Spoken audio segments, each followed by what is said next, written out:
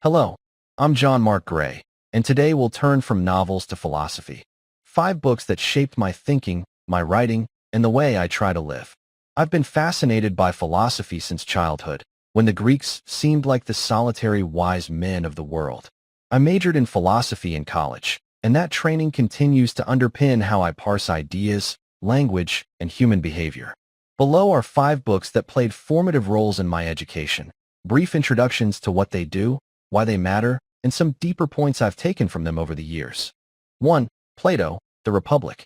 If the Bible is the single most influential book in Western civilization, Plato's Republic is surely a close second in the realm of ideas. It is not merely an antiquarian curiosity. It is a living text that continues to shape discussions about justice, political organization, education, and the nature of the good life. Read plainly. The Republic is a dialogue about justice, what it means for the city and for the soul. But beneath that surface lie more ambitious moves. Plato constructs an ideal polis, outlines a theory of forms, and stages the famous allegory of the cave, which remains one of the most potent metaphors for human ignorance and intellectual awakening. 2 profound takeaways that still resonate for me. First, the idea that political structures and moral life are recursively related. Plato's argument that the soul's health corresponds to the city's order forces you to see politics as an ethical project, not just as administration. Second, the Republic's epistemology, the ascent from shadow to light, is a permanent reminder that most human belief is constructed in limited contexts and that philosophical education is about enlarging vision, not merely accumulating facts. Read it more than once. Each reading reveals new ironies and new pressures between the ideal and the practical. 2. Hilary Putnam, Renewing Philosophy. Putnam's Renewing Philosophy, and much of his broader oeuvre, radically reframed how I think about language, concepts, and the conceptual scaffolding we use to interpret reality. Putnam argued against the idea that meanings are strictly private or wholly determined by inner conception. He emphasized the role of public language, social practices, and external facts in forming our conceptual schemes. In short, we don't merely possess a private mental dictionary. Our categories emerge from communal practices and are anchored to the world. The profound implication is that thought is social and normative. Changing language changes what we can notice, what we can value, even what becomes intelligible to us. After immersing myself in Putnam, I began to see cultural debates about race, gender, science, and politics, not only as conflicts over resources or power, but as disputes about conceptual frameworks.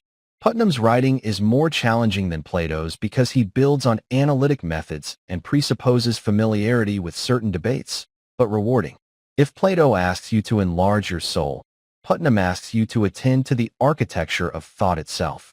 3. W.V.O. Quine, Word and Object. Quine's Word and Object is brutal in its rigor and uncompromising in scope. It is analytic philosophy at its most exacting, a sustained assault on the assumption that meanings map tidily onto discrete mental entities. Quine interrogates the indeterminacy of translation and the inscrutability of reference, showing how our best attempts to fix meaning are porous and underdetermined by observation. This book is hard. It demands repeated reading, careful marginalia, and secondary commentary. But its payoff is large. It taught me to treat language as a web, not a one-to-one correspondence between words and things, and to appreciate that theory choice, underdetermination, and the holism of knowledge are everyday intellectual realities. A practical and profound lesson I keep returning to is epistemic humility. Our most confident statements sit atop assumptions that can be revised. Read Quine to be humbled and sharpened. He pairs well with Putnam because together they force you to reckon with both the social embedding of concepts and the stubborn opacity of reference. 4. Friedrich Nietzsche, Thus Spoke Zarathustra. Nietzsche is sui generis, a philosophical voice that blends aphorism, prophecy, and lyrical intensity. Thus Spoke Zarathustra is not a systematic treatise, but a poetic, sometimes prophetic meditation in the voice of a figure who descends from solitude to proclaim new values. Nietzsche overturns moral categories inherited from Christianity and conventional ethics. He insists on the revaluation of values and on the idea that individuals can be creators of meaning. Two aspects of Nietzsche that I find indispensable: his psychological perceptiveness and his aesthetic sensibility. He diagnoses cultural pathologies, ressentiment, herd morality, life-denying asceticism, with a clinician's eye, and he does so with literary force. Reading Nietzsche sharpens one's ability to see how moral sentiments encode power relations and psychological needs. For readers raised on biblical frameworks, Nietzsche is devastating and clarifying. He forces you to confront how religious categories shape desires, fears, and even virtues.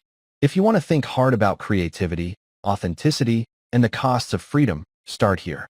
Read everything he wrote if you can. Zarathustra is a luminous entry point. 5. Sun Tzu, The Art of War. Including Sun Tzu may seem tactical rather than philosophical, but The Art of War is a compact philosophy of action, prudence, and human conflict.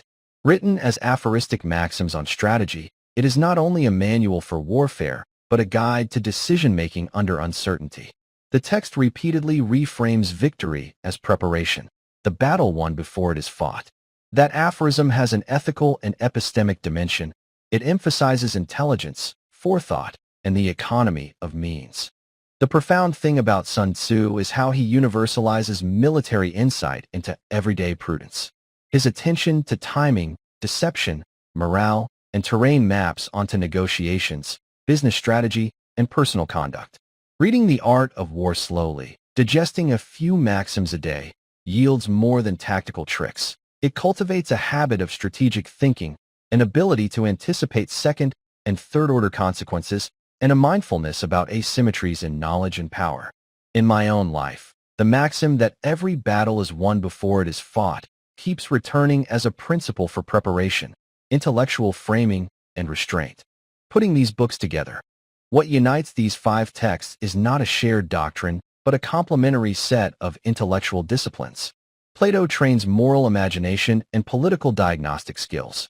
Putnam and Quine teach conceptual hygiene, how language and evidence shape thought. Nietzsche injects moral radicality, psychological depth, and aesthetic daring. Sun Tzu gives practical prudence and a theory of action. Read in sequence or interleaved, they build a robust philosophical toolkit. Vision, conceptual clarity, skeptical rigor, existential courage, and strategic sense. A couple of broader reflections. First, philosophy is demanding precisely because it asks you to alter your cognitive habits. It requires patience and revision. Most important insights arrive after long, attentive engagement rather than quick consumption. Second, philosophical literacy is civic literacy. The way citizens conceptualize justice, rights, and knowledge shapes institutions.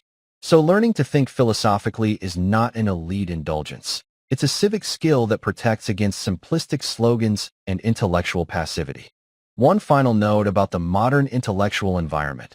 We live in an age of information abundance and attention scarcity. That changes how we learn. When I was an undergraduate, tracing arguments required library hours and slow digestion. Today's resources, commentaries, lectures, forums, make the climb easier in some ways, but they also tempt readers into superficiality. My advice: read slowly, annotate, and return. Read Plato until the Republic feels like a live conversation. Read Quine until the problem of reference becomes a personal puzzle. Read Nietzsche until his aphorisms unsettle your reflexes. And read Sun Tzu the way a general reads a map, repeatedly, thoughtfully, with an eye for context. So there you have it. 5 books that shaped my intellectual life and that I recommend to anyone willing to think seriously.